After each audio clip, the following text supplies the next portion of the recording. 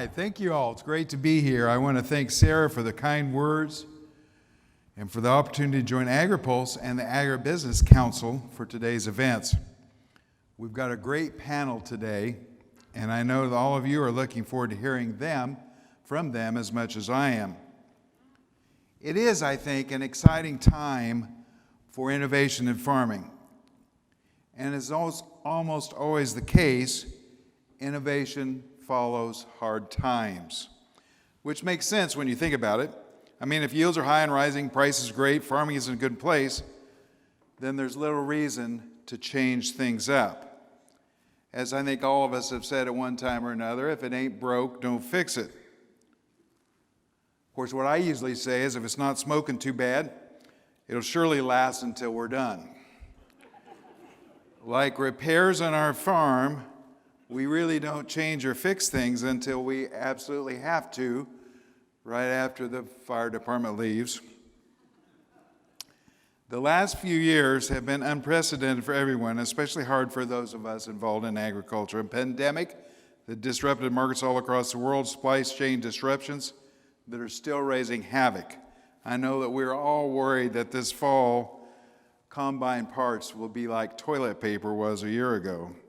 Trade wars that have disrupted foreign markets, tax plans that threaten family farms, fears about concentration in both the industries that supply agriculture and the companies that buy what we produce. Climate change, and maybe more importantly, in the short term, the public and private responses to a changing climate. It has been a time that demands new ways of thinking and new ways of working with our suppliers, our customers, and public at large.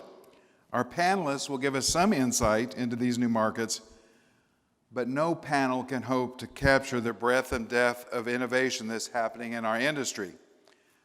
It's been a time when we've seen unprecedented investment in agriculture, as venture capitalists are investing record amounts in the ag sector, some $6 billion in 2020, a 60% increase over 2019. Most of these new ideas and new companies will fail. Some will not, and therein lies the future. None of us can know where success will come. At least if you did, you certainly wouldn't be wasting your time listening to me. I brought along a few pictures of our greenhouse business, one of the survivors of the 1980s, when everybody involved in farming was suffering, looking then as now for a way out of the farming depression. In our bid to diversify, we started with an 8x8 greenhouse and have grown to more than 2 acres under plastic. It has been an education in bad horticultural decisions, hailstorms, and fixing heaters in the middle of the night with a flashlight held by Julie and the stink of propane overlaying the sounds of my profane comments about the people who recommended diversifying away from commodity agriculture. Did I mention that customers are a pain in the butt? And who can forget the employee that burned down a greenhouse with a cigarette, the meth addict who worked for us and hit the crank over our lunch hour, and uninsured drivers who insist on crashing into our delivery trucks in a number of Midwestern states. And I wouldn't change a minute. Well, there's a few of those minutes I would change of our adventure in alternative agriculture and new markets. One final thought about the benefits of growing markets and embracing change. Strangely enough, one of the latest investment ideas in agriculture, broadly defined, has been a boon to our greenhouse business. It's hard to find a picture of a geranium in a greenhouse trade magazine because every article is about the growing of cannabis.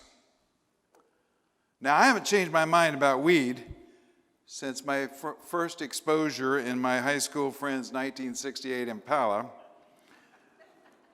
but I'm clearly not keeping up with how the world has changed. One thing is for sure, the growth in the cannabis industry has made greenhouse space more valuable and has directly benefited our business. There's an important point here, one that I'd like to emphasize as we think about innovation in new markets. Each new use of capital, land, and people involved in agriculture benefits us all by making those resources more valuable. We should all embrace change and innovation, even if we don't participate. I won't be sampling those special brownies anytime soon. Thank you very much. But I do appreciate what they meant to our small business. Now we'll hear from our panelists who are working to solve challenges facing farming. I know that all of you will learn from our panel this afternoon, and I really look forward to hearing your questions. Our first panelist is Tim Lust, who's the CEO of the National Sorghum Producers and the United Sorghum Checkoff Program, two organizations dedicated to increasing profitability for more than 30,000 sorghum growers nationwide. He has been with NSP for 25 years, serving as Director of Marketing for 5 years and CEO for more than 20 years. He is a past member of the USDA Agriculture Trade Advisory Committee and a former board member of the USDA Sorghum Crop Germplasm Committee. Today, Tim serves on numerous industry and regional committees and advisory panels. Welcome, Tim.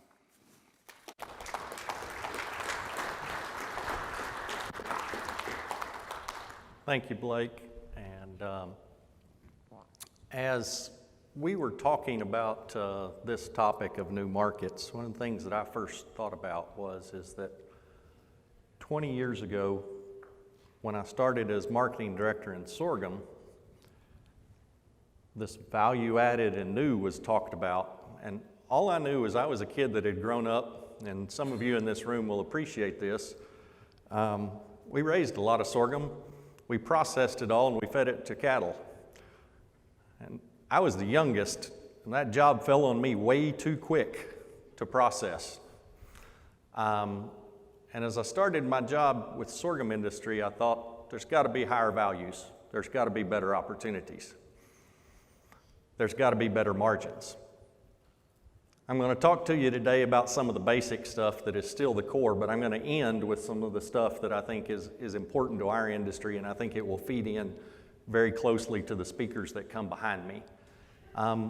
Obviously, from our industry standpoint, the elephant in the room is what's happened in exports. 2013, China did not exist in the sorghum market.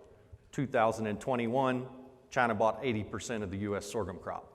That's pretty dramatic. So from a new market standpoint, that's a pretty big deal. And obviously it's had an impact on prices and an impact on acres, a lot of different things that have been a part of that. When we look at recently, prices have backed off just a little bit, and farmers say, well, what about China? Well, they bought last week, they bought the week before that. They've already bought 26% of a crop that we've just started harvesting.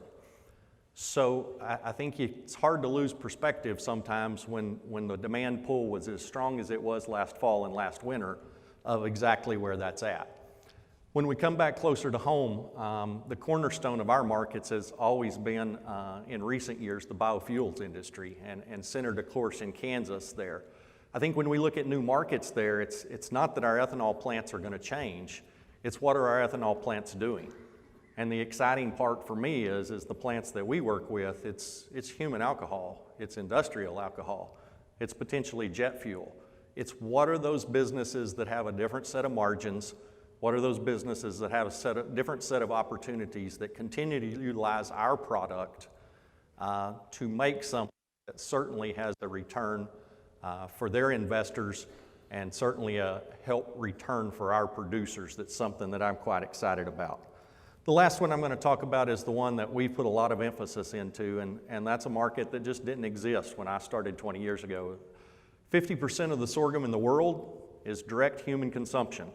When I started, I could honestly say there was about 12 people in the United States that ate sorghum. We have invested a tremendous amount of money. No, we haven't, because we had no money until we started a national checkoff program. The last 12 years, we've invested money, your producer dollars, in the food industry. And I think that there's a lot of people in this room that will appreciate the analogy, and that is that nobody knew and nobody cared for several years. Got to remember, Certified Angus Beef Board of Directors started investing, I believe, in 1978. Most of y'all had no clue about it for a lot of years. But you know what Certified Angus Beef is today? I believe the U.S. sorghum industry from a food standpoint is the same type of opportunity. We see tremendous growth year over year. It's from coast to coast. It's contract production, which is something very unique and weird for our industry.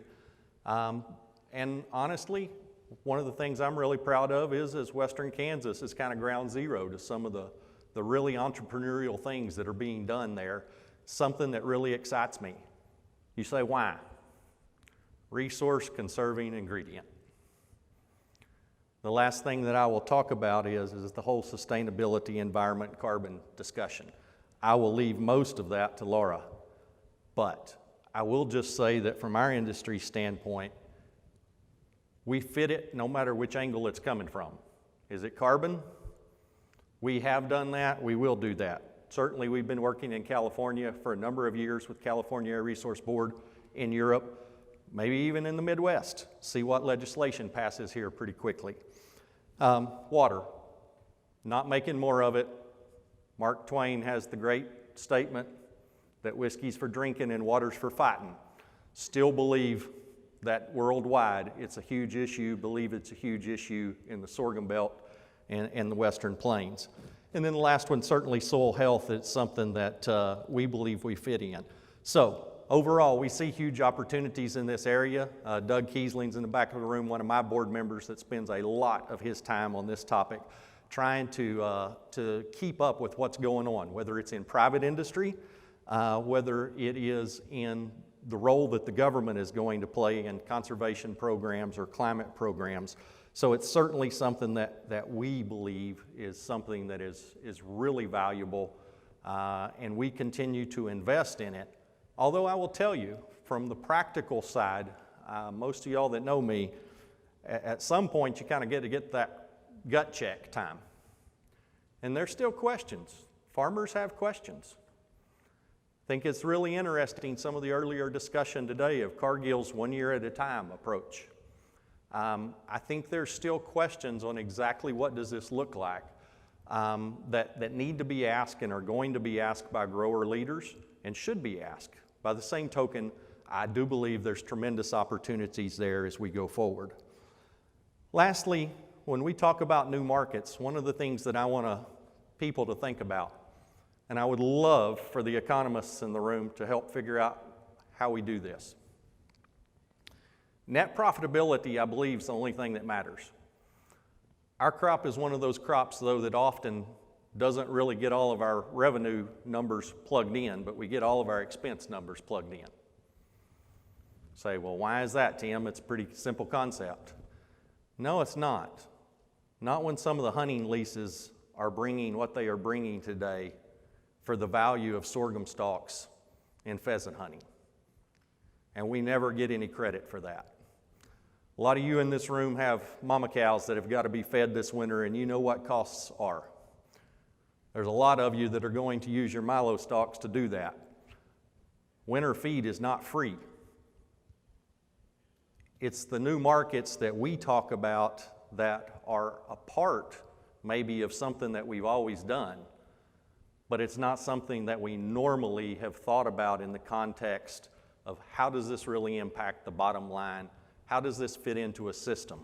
One of the things that I'm most excited about when I go visit with growers around the country today is less talk about an individual commodity and more talk about a system and how they're going to work together from a whole farm standpoint to make it profitable and make it sustainable and make it good for their family and their kids and their kids' kids. And that's one of the things that really excites me and an opportunity to share with you in a new market discussion. Thank you. Thank you. Our next speaker is Rick McNary, who began Shop Kansas Farms Facebook group on April 28th, 2020, in the depths of the pandemic, with intent to connect his friends with farmers and ranchers of Kansas so they could buy their meat, dairy, vegetables, and other food items directly from the producers. In 8 weeks, the group had grown to more than 148,000 members and 8,500 Kansas farmers listed on the website map. Although Shop Kansas Farms expanded rapidly, Rick has been working with food security issues for the past 20 years and has seen the need for a digital hub to connect consumers and producers in order for a local and regional food system to be effective.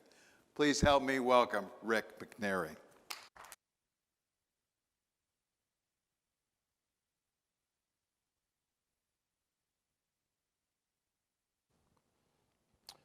Well, Bob and Sarah and Alan, thank you for the invitation to be here today. I feel really out of place. You're all very smart people, and there's no group really of people I admire more than farmers and people in agriculture. I am not a farmer. Let me get that out here from the very beginning. I don't have the courage, I don't have the intelligence, nor do I have the faith. But I've been involved in the hunger space for 20 years, and I realized, like a mayor in Colombia, South America, where we delivered food to their farmers, as he spoke to me as they gave us a parade down their cobblestone streets, and he pointed to the hills and he said, without the farmers, we die. And so that's given me an opportunity to carve myself out, if I possibly can, as farmers and ranchers and people in agriculture's biggest cheerleader. So thank you for the opportunity today. So on April 28th of 2020, my wife and I were watching a Hallmark movie. And we just finished a dinner of great beef that we'd purchased from a local farm and ranch couple. And my wife said, you know, the meat counter was empty at the grocery store today. Well, that's weird.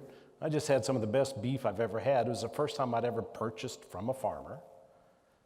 So I jumped on my laptop and sitting there in my recliner, 6:58 p.m. on a Tuesday evening, I created a Shop Kansas Farm Facebook group. I was told by an entrepreneur a long time ago, name it what it is. So the intent was to let some of my farmer friends that I knew sold direct to consumers have a platform that they could reach out to some of my friends. So I created the group, invited some of my friends, maybe about 50, that's about all I have, and that's stretching it. And I invited them to join me on this, and at 10 o'clock I thought, I'll check it and see how it is. I'd made it a public group and it had grown to 400. By the next night, it had grown to 5,000. And by the next week, it had grown to 50,000. So, see if I can get this to work right. And that is not the right one. It's the big green button. There we go. But what happened when my wife and others saw the empty store shelves? I want to read you a quote that one of the Shop Kansas Farms consumers wrote. Thank you for all the work you have put into this group and into our communities. I think maybe you don't know that for some of us, this isn't just a group. See, some of us went to the store and saw empty shelves. We don't live off the land, we live off those shelves. That was the most terrifying feeling some of us have ever felt in our lives, and trust me, brother, we've been through things and seen things no one ever should. But here you came with this group of farmers who were like, shelves at the store are empty, but we got you. We don't need them. Maybe you all don't know, but that took the weight of the world and the terror from hell off the shoulders of us that only drive by your farms or maybe only hear about them.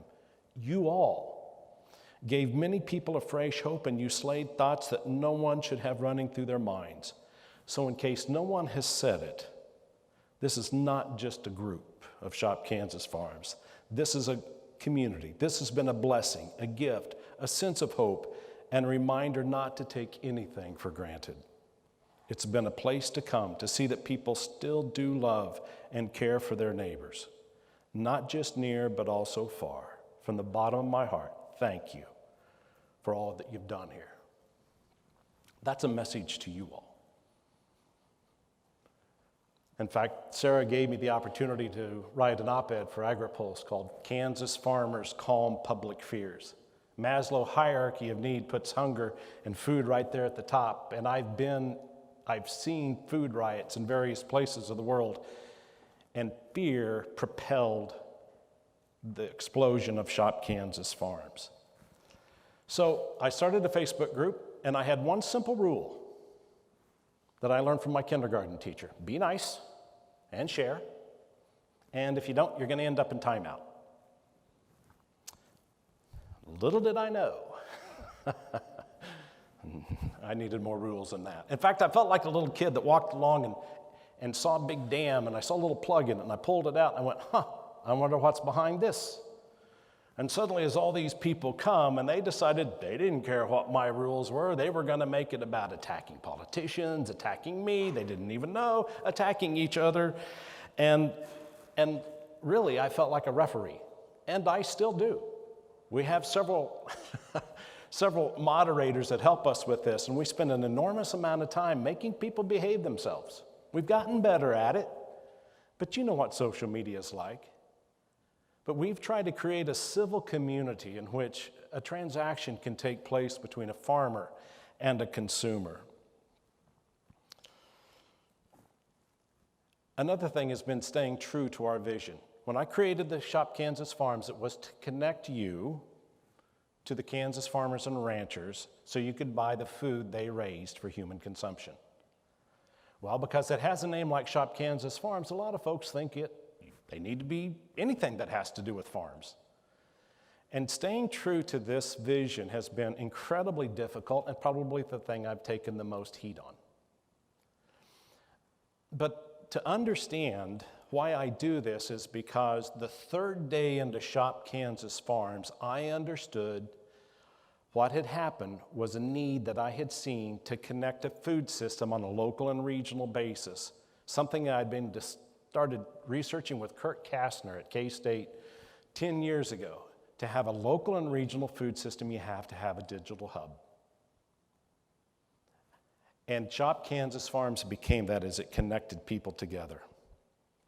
So staying focused on this was really difficult. Vince Lombardi would take his football players back into the locker room every once in a while and go, gentlemen, this is a football. If you follow my page, you'll see me every once in a while go, folks, this is a football. This is what we do. One thing that happened was there was real-time education that took place, both for consumers and farmers. By the way, consumers don't like calling farmers producers. They like calling you farmers. That's endearing to them. I understand that's what you want to be called, and farmers that do, or people that do that. But to the consumer, there is an ideology that comes with that as they drive by your farms. One of the things about this was not a focus group. These were real people with real cash in their hands wanting to spend money. And the biggest thing they wanted to buy were quarters and wholes and halves of beef. And the education that went on and the confusion between the consumer and the farmer was just incredible. Because farmers would say, well, you're going to pay X amount of dollars per pound hanging weight, and then you're going to end up with this, and it depends on, and people just got really confused. In fact, one of those was Dr. Junie Kwan at Kansas State University, who bought a quarter of beef, got it back from the locker, and went, whoa, it went in weighing this much, it came out weighing this much. What happened?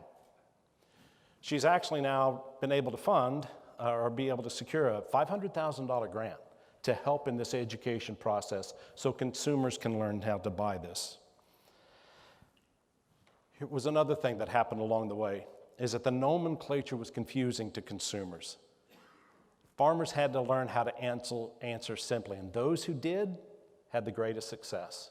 One of the things that people would say to me is, will Shop Kansas Farms exist after COVID is over? And I said, if the farmers learn customer relations, yes, it will.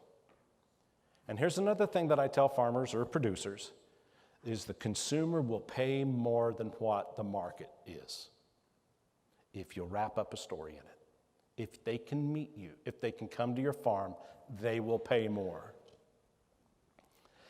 And when I started this, there were two Kansas Farm Bureau folks, Megan Kramer and Nancy Brown, are good friends of mine, and they came in and rescued me and helped put some structure to all of this.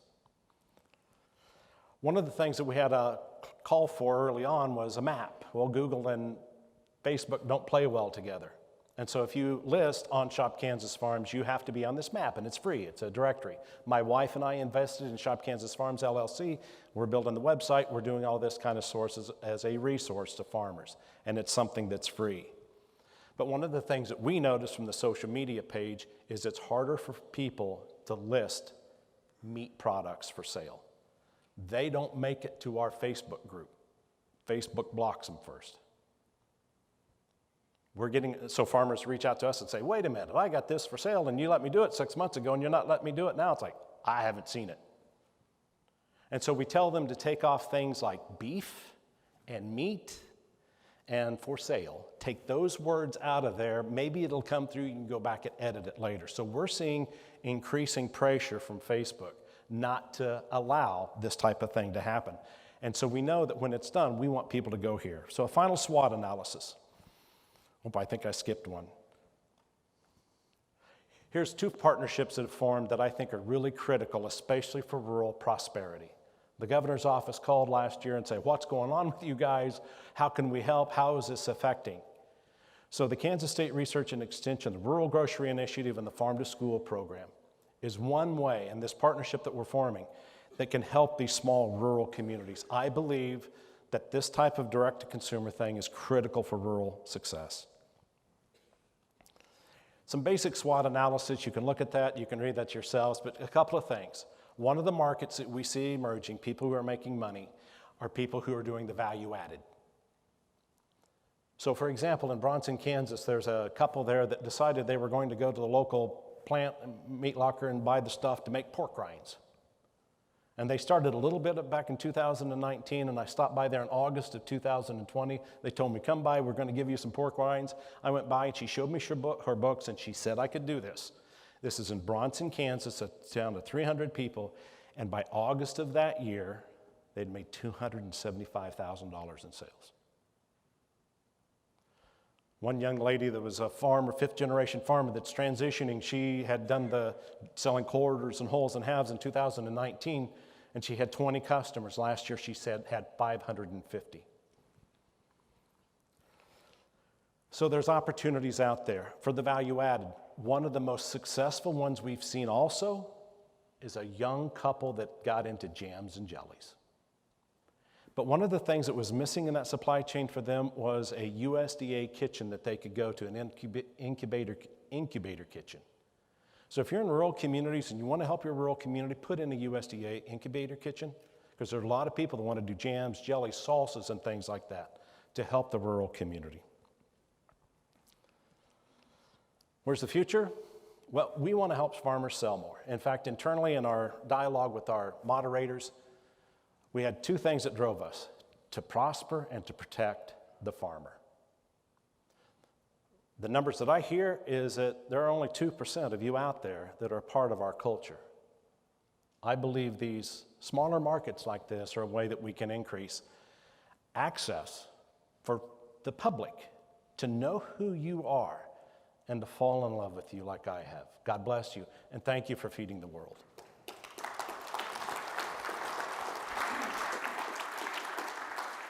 Thank you, Rick. And our final panelist this afternoon is Laura Wood Peterson. She's the president of her own business, LWP Consulting, where she represents a diverse portfolio of both traditional and emerging agricultural and natural resource entities, from CNBC's 2019 One Disruptor Indigo Agriculture to seed research and conservation organizations. Previously, she led federal government industry relations for Syngenta and federal affairs for the National Association of Conservation Districts. She's a member of the Kansas Bar, attended Kansas State University and George Washington University Law School. She grew up on a family farm near Truesdale, Kansas, and operates an Angus cattle herd and regenerative haying and grazing operation near Billings, Montana, with her husband, Jess. Please welcome Laura.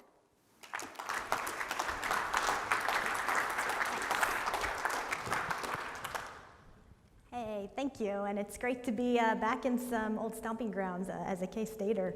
And I want to thank Agri-Pulse for not just today, but all the coverage of the carbon markets, because the policy space in the last year has really been a lot to think about, and they do such a great job on keeping everybody up to speed. So Rick talked a little bit about digital enablement, and I think that really flows nicely into what I'll start with in terms of a digitally enabled beneficial ag system to create new revenue streams for farmers. So why are carbon markets a new opportunity? We've hit on it throughout some of the speakers today, and you know, since the Paris Agreement in 2015, we've had a 5-fold increase in corporate commitments to deliver a climate pledge by 2030. And so when you think of Fortune 500 being, you know, about 33 trillion in revenues combined, the private sector's driving this opportunity. And that's a little different than in the past in the different conservation movements of really about 100 years. But traditionally, conservation delivery has been more of a public good or publicly funded resource. And you know, it's kind of a renaissance, if you will, when you consider the original Conservation Corps and how the conservation districts were born out of that movement, and the state charter acts, ensuring that conservation is a locally led initiative. All that's still super relevant today, and now the private sector is kind of saying some of the same things. How can we think about this? How can we contribute to this? And it's twofold. You know, offset markets could be valuable for a company's own financial risks or their own shadow pricing for where they think carbon will be in the future. And secondly, we have to grow food, as we discussed. So we're very aware of the resource constraints that agriculture faces, well agreed upon statistics on land degradation and water issues. And so what Tim mentioned on systems thinking is very much in the forefront of the climate conversation, and ultimately in an outcomes-focused program. So how is Indigo helping farmers garner this value? You know, founded in 2014, we are a new company, and I would say the leader in verifiable, independently verified carbon credits and generating those. We've recently announced partnerships with Growmark and Corteva, so I know Corteva's in the room, and we also find money on the buyer side. So some of our corporate buyers range from the North Face to JP Morgan. And we operate in 23 states right now. We've got over 3 million acres enrolled, and just dispersed our first set of payments to a couple hundred growers, which is really, I think, the most scalable example of how this market's going to move forward. The key to the market when I say outcomes focused is where it gets a little bit complicated, right? And that's how you consider the right mix of modeling and measuring in implementing protocols from existing registries who have decades of experience in other markets with offsets. And those rules have been a little controversial, but I find that Indigo is weaving that thread as well as possible in terms of quality being the beneficial link for farmers garnering higher prices. We've pushed prices up 35% in 1 year, so we're now at that 27 mark, and when you get to 30 or 40, you're starting to talk about real money, and I think most expect the price to go up. It's a $42 billion market opportunity, and the quality has to be there, or that realization of value will never happen, as we saw at the CCX. Outcomes focused, I think, is really, really important when I talk about the locally led conservation decision making, and when I think of making my own decisions, coming from a farm and now joining up in a cattle operation. You know, best cover crop seed company in my mind is Millboard Seeds, and they've got such a good example because everybody wants a calculator or a practice payment. This is going to be this is going to be that. Well, if you took their existing warehouse and tried to figure out how many cover crop mixes a farmer might choose in an 8-species mix only. I know Sarah said she used to report on millions and billions, and now it's trillions. Well, we're going to go to quadrillions because it'd be 59 quadrillion different mix options. So how are you going to get that into your calculator? So I think the point is this is that delicate balance of measuring and modeling. And that is how quality gets set. Happy to answer any questions, but really happy to be here, and thanks for the time.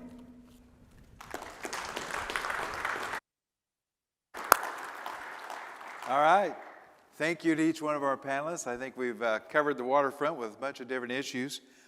Questions are starting to come in, but I would urge you all, if you have a question, to send it through the website that Sarah introduced this morning. The first question is from the audience is how, Tim, it's for you, Tim, how do people consume sorghum directly? And the second question is from me, and that is, if you've ever cleaned out a Milo bin on a hot afternoon, why would you want to? So let me transition, because that's what I'm supposed to do here. Thank you, Agri-Pulse and Kansas City, for the opportunity to be with you from the Business Council standpoint. So I'll just start with the biggest, why China? Because China drinks a strong drink called baijiu that is bigger than whiskey and vodka put together. You don't know about it because 1 billion people drink it in China, and it doesn't have a really large world footprint. But that's the number one human consumption. Obviously, when you look around the world, from an Africa standpoint and an India standpoint, direct human consumption of the grain is very significant there. So we'll stay away from the grain bin side and just let that one be. Okay, all right. Appreciate that, and that's great to know. All right, Rick, how do you find farmers? And somebody in the audience wants to know, how close do you need to be on the selling side on your website? In other words, if you're a local butcher, a local meat processor, can you belong if you're not a farmer? You can. Yes, in fact, on our site we have a category just for meat lockers, and it's statewide. So we've divided the map up into 6 different regions, like Kansas is, and we want people in all areas. We're lacking, of course, a lot of direct-to-consumer farmers in western Kansas, and we'd like to populate that more, so we're trying to figure that out. But it's free, it's open to anybody. Go to the website, shopkansasfarms.com, and go to add a listing, and you'll see categories that you can populate yourself there for free. And please share this information. We want to populate it more. All right, Laura, this question's for you. Are you familiar with any of the direct-to-individuals carbon offsets and how those work? Yeah. So Cool Effect is one of the companies that Indigo supplies. So you can, some individuals are looking to offset their own footprints as well. You see this especially with flights. And so this offset is something that would be a customer. Okay, and he's in contact directly with the farmer, and your company, the company you work with serves as the intermediary. How does it work? Yes, so we would be kind of a project developer. So we sell a certain number of credits, hold a certain number of credits back, so that flow comes through. Think of it as managing a forestry project where one tree may or may not make it, but the whole project is what's measured and generating credits. Think of that one tree as one farm. The whole project is generating credits and we sell those. Okay, another question for Laura. How many states and what geography does Indigo cover with their carbon program? Yeah, great question. And Indigo started in biologicals in the 5 major row crops. So that continues to be the kind of area of our footprint. We're in 23 states now. We just added Wisconsin. So I kind of view it visually as kind of along the Mississippi River, north and south. The opportunity in kind of the research money that may or may not come through in a reconciliation package, or this really unique time where you can have some rewarding, clear benefit from the private sector, and that public-private nexus with research is certainly in the West with perennials and rangelands. Okay. The next question is for Rick, and that's a question about the regulatory requirements for marketing on sites like yours. So Nancy Brown with Kansas Farm Bureau works with KDA, and she's been really our go-to person for making sure that when people sign off to advertise on the Facebook group, they have to sign off a thing and say, yes, they have all of the requirements that are needed. We've watched that pretty closely. We also know by now, I do, what can and cannot be sold. And so I'll message the person and say, do you have your license to do this?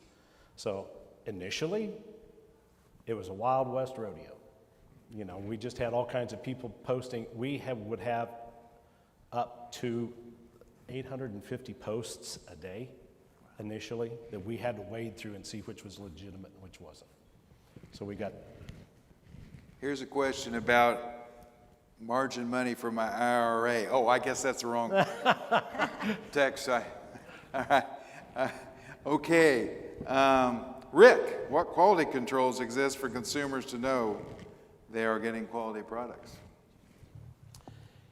It's kind of a self-regulatory. People will report if they haven't gotten good customer service or got a good quality. We let them post.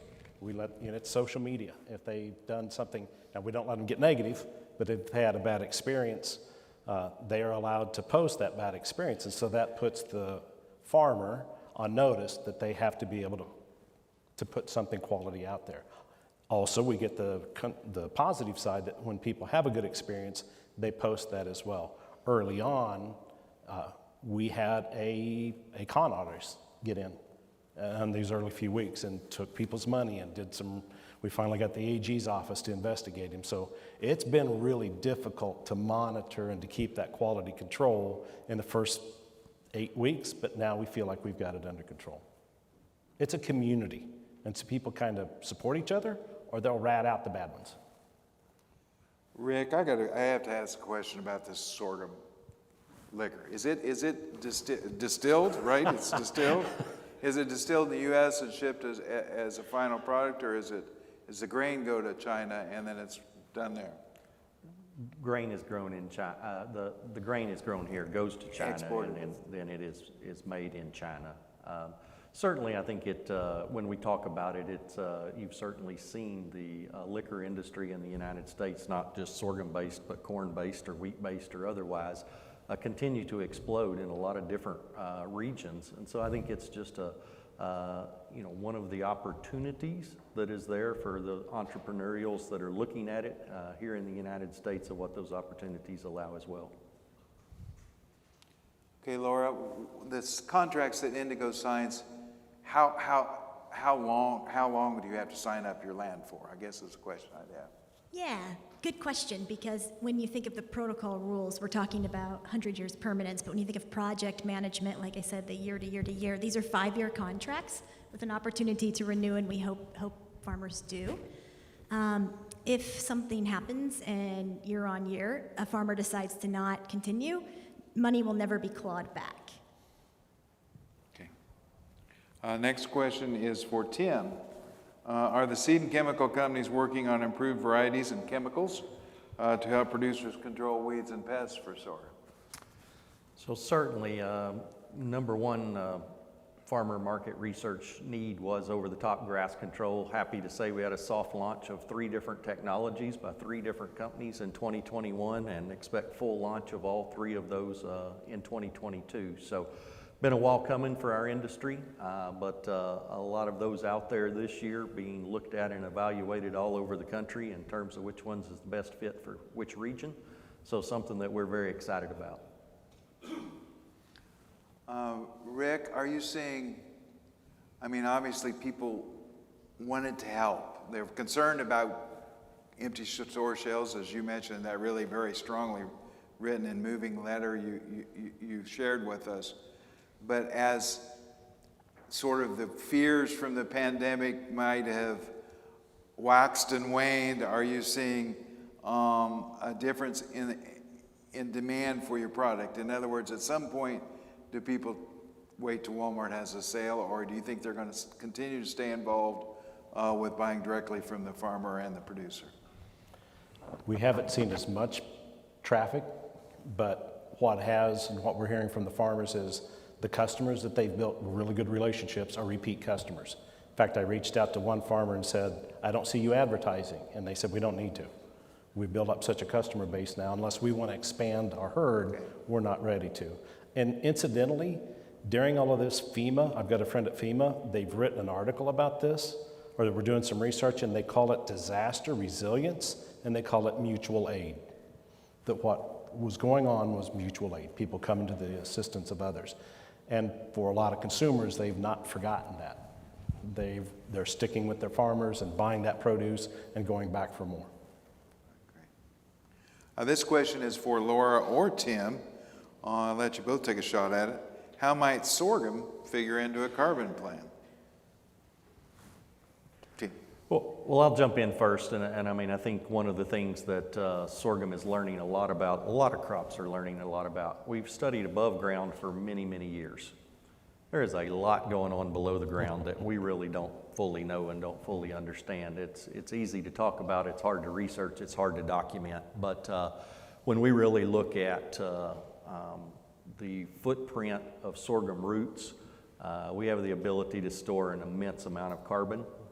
We have that both within the traditional grain sorghums, but then we grow a lot of silage sorghum and a lot of forage sorghum in this country as well. That is a tremendous part of that opportunity as well. So that is something that we're investing a lot of research dollars into today to be able to document that. I think a lot of agriculture today, you know, for the first couple of years, it was good enough to say, hey, we know we're good and we're part of the solution.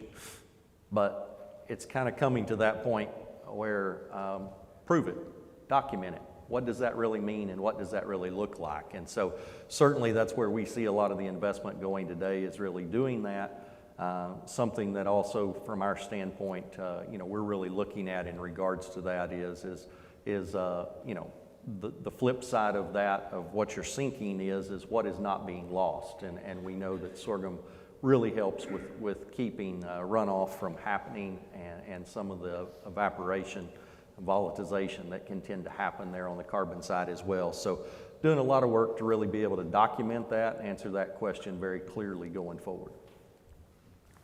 I know better from my Syngenta days than to answer a sorghum question after Tim. Okay. But I would say the key things on soil health and what's going to get your questions are, you know, crop rotations and reducing inputs and all the factors that may create more acreage to say, hey, maybe I should try sorghum. All right, this question is for Laura.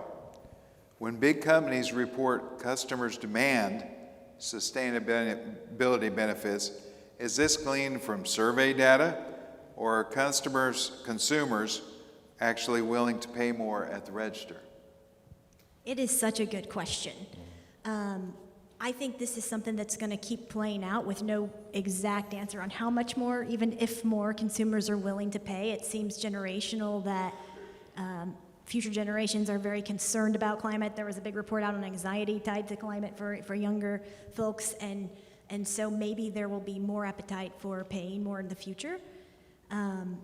But the company requirements, you heard Cargill this morning with their SBTI and what's going on. So it is not totally standardized, but it's becoming more standardized. And then there are firms out there that track this. All the banks track this. I'm sure Farm Credit has some people tracking this.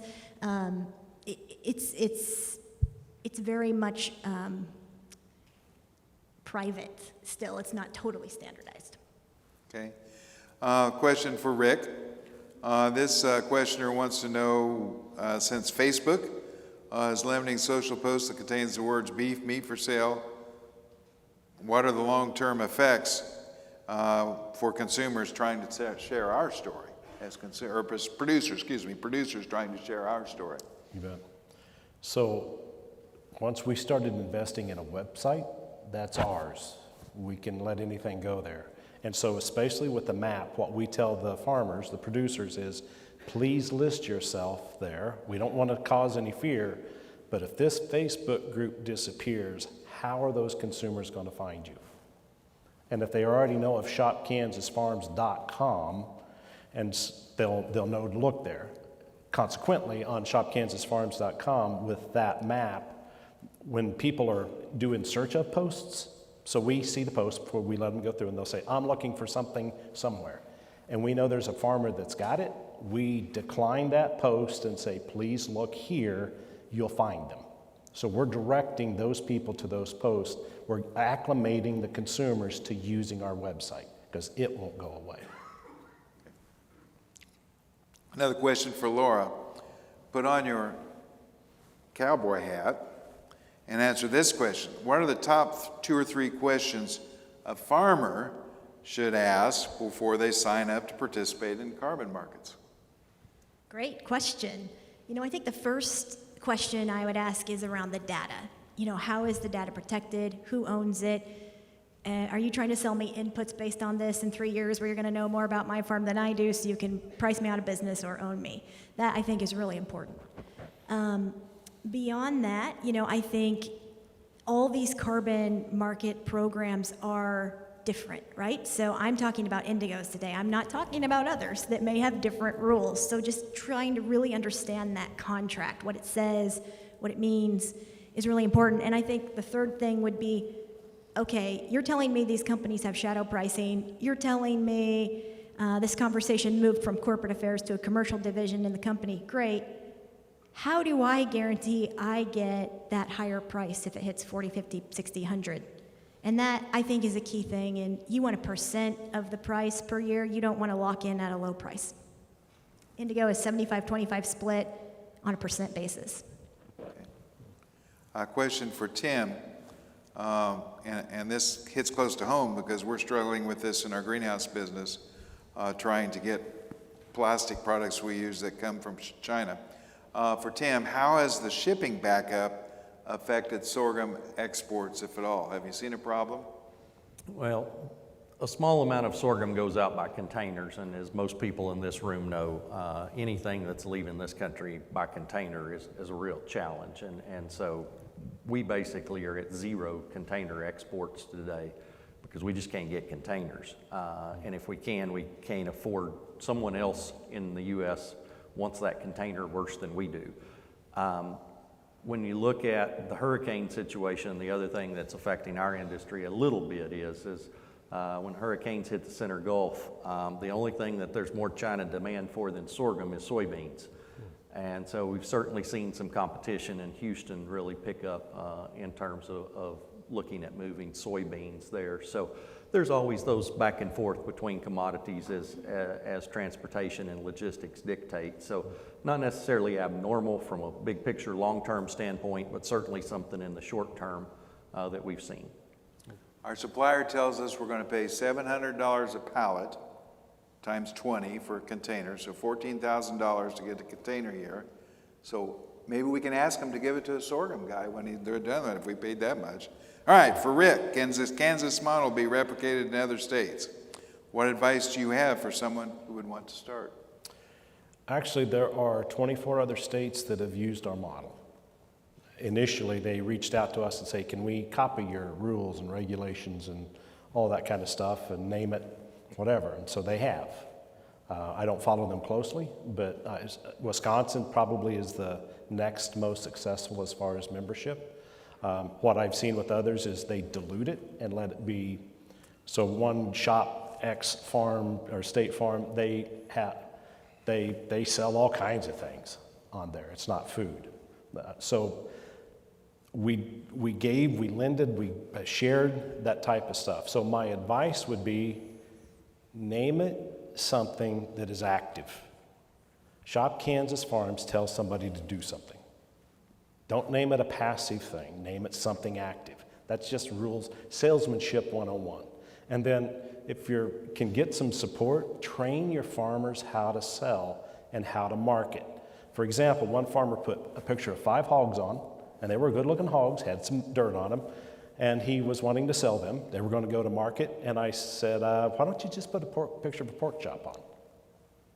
No, I like him. I've got great genetics. I'm like, okay. So 4 days later, he comes back to me, and he says, do you have a picture of a pork chop? And I said, yeah, I'll send you one. So I got stock one, sent it to him. He sold all 5 of those in 45 minutes. So learning how to sell to consumers is huge, and learning how to build customer relations. So if you're going to do it, help farmers learn how to sell. What a great job by our panel. Before we finish, I'm going to give them a chance to kind of sum up the thought they would like to leave you with. You all got about 30, 40 seconds apiece, and we'll be right on time. So we'll start with Tim. I just think as we look at the carbon and sustainability space, whether it is private industry or whether it is the government, it is worth everyone's time to do their homework and invest. I think it's a tremendous opportunity, but I think there's a lot of due diligence that's required there, and I really liked what Laura said about a percentage of. If we look at where prices may be 10 years or 20 years from now, I think locking yourself into a flat price today on something that for the future is something that has to be watched very closely. One thing I've learned about farmers is when I talk to them within the first minute or two, they self-identify which generation they are. First, second, third, fourth, or fifth. What I've learned with each generation is they're all entrepreneurs and they're trying to figure out how to keep the farm alive. Nobody wants the farm to die on their watch. And as entrepreneurs, this model is a different revenue stream. Is it going to replace the large supply chain? Absolutely not. But is it a way for people to make some money and get a local rural prosperity established? I believe it is.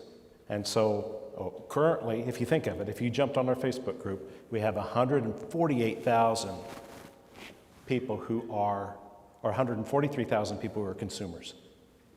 And they're waiting for you to figure out how to sell to them. That's a heck of a market. My job is to work with an SEO company and get all 2 million people in Kansas on Shop Kansas Farms. I would say if you set an outcomes-based program out there, the American farmer is going to far exceed anything someone in a corporate boardroom will, and with the parameters then of the global registry protocols as the beneficial link between quality and the farmer action that's getting paid for by these iconic brands, I can't wait to see what farmers do that we haven't thought of. All right. Great session. Thanks to my panelists for making my job easy, and thanks to you all for your good attention. Bob?